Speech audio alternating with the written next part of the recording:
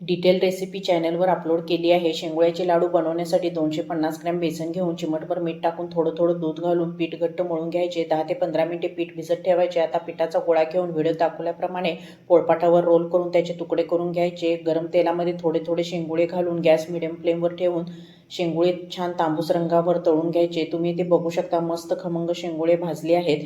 शेंगुळे थोडे गरम असतानाच त्याची मिक्सरमधून बारीक पावडर करून घ्यायची। पाक बनवण्यासाठी अर्धा वाटी म्हणजे 225 ग्रॅम साखर घेऊन त्यामध्ये अर्धा वाटी पाणी घालायचे व त्याचा व्हिडिओ दाखवल्याप्रमाणे एकतारी पाक धरायचा। आता कढईमध्ये 2 चमचे तूप घेऊन त्यामध्ये शेंगुळ्याचे पीठ घालून 2 ते 3 मिनिटे परतून घ्यायचे। गरम पाकामध्ये 1 ते 2 चमचे तूप व पाव चमचा वेलची पावडर घालून भाजलेले शेंगुळ्याचे पीठ घालून मिक्स करायचे। अधूनमधून 1 ते 2 वेळा मिश्रण हलवून घ्यायचे म्हणजे त्यामध्ये गाठी होत नाहीत। आता आपल्याला हव्या त्या साईजमध्ये लाडू वळून घ्यायचे। मस्त पेड्यासारखा मऊसूत लाडू होतो। दिवाळीला हे लाडू तुम्ही नक्की ट्राय करा।